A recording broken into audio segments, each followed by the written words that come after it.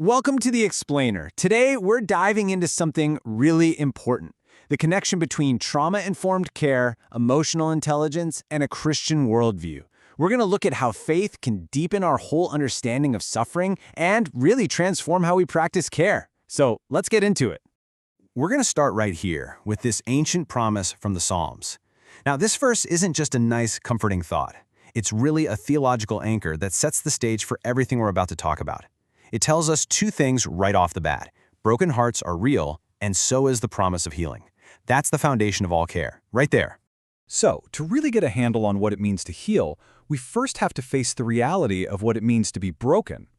Let's start by defining what we actually mean by trauma. Okay, trauma isn't just a bad memory or a tough time. As our source material lays it out, trauma is an experience so overwhelming that it literally goes beyond a person's ability to cope. Think of it like an injury. It fundamentally changes how someone feels safe, how they manage their emotions, how they connect with others, and it can even shake their entire sense of meaning in the world. And trauma is not one size fits all. It can be acute, a single terrible event, like an accident. Or it can be chronic, like being exposed to domestic violence over and over. Then there's complex trauma, which often starts early in life through relationships. And it can even be historical or collective, something that impacts entire communities for generations, like systemic racism or war. So, knowing just how deep and wide-ranging trauma can be, what do? How do we even start to build a response? Well, the good news is there's a really solid framework to guide us. The Substance Abuse and Mental Health Services Administration, or SAMHSA, because that's a mouthful, they've outlined these 6 essential pillars, and they're really the bedrock of any healing environment. It all kicks off with safety, then building trustworthiness. That foundation makes things like peer support and genuine collaboration possible, and all of that works together to create empowerment, while always keeping the bigger cultural and historical context in mind. Now here's where our source material brings in something really profound. On top of those 6 vital principles, a Christian framework adds a 7th dimension: spiritual meaning making. This is all about helping people find their suffering within a much larger story, a story of redemption, of lament, and ultimately of hope. It's about finding meaning even in the middle of the mess. And adding that 7th dimension, well, it takes us from just a set of professional techniques to a truly holistic vision for what healing can be. A vision that's captured beautifully in this ancient biblical idea of shalom. You've probably heard shalom translated as peace, right?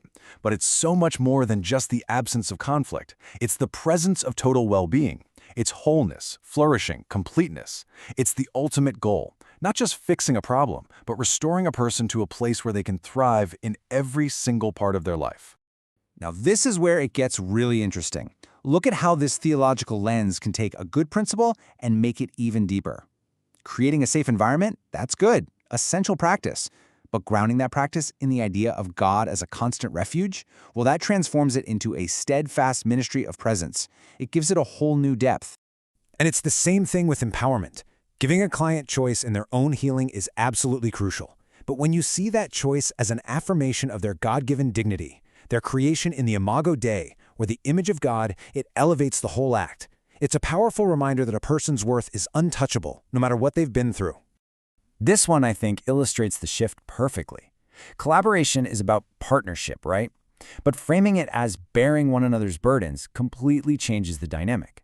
The caregiver isn't some expert coming in to fix a problem.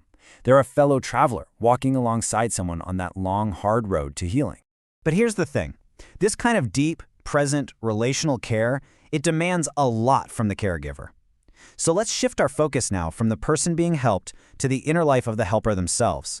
According to David Howe's really influential work, these 5 areas of emotional intelligence are absolutely critical for anyone doing this kind of work. You've got to know yourself, manage your own reactions, stay motivated, truly understand others, and navigate relationships with skill. But from a Christian perspective, building emotional intelligence isn't just professional development. It's seen as a core part of spiritual formation. These skills aren't just competencies you learn. They're considered the tangible results, the fruits, if you will, of spiritual growth and maturity. Now let's be real. This kind of deep, empathetic work, it carries some serious risks. So our final section tackles a massive question. How do you stay in this for the long haul? How do you keep caring without completely burning out? Caregivers are incredibly vulnerable to something called compassion fatigue. It's a very specific kind of burnout that comes from being exposed to so much suffering. And it's dangerous because it can drain away the very empathy that makes the work possible in the first place. And here we go again with another powerful reframing. We often talk about self-care and think of it as self-indulgence, maybe even a bit selfish. But this framework flips that script completely. It's not indulgence, it's stewardship. It's not about escaping responsibility, it's about responsibly managing the tools God gave you, your body, mind, and spirit, so that you can keep showing up for others. It really boils down to this simple but profound truth. You can't pour from an empty cup. To care for other people effectively over the long term, you first have to faithfully care for the instrument of that care, and that's you. So we'll end with this question. And it's not meant to be a summary, but really it's an invitation. An invitation for you to think about how your own work, whatever it is you do, can be more than just a job or a series of tasks.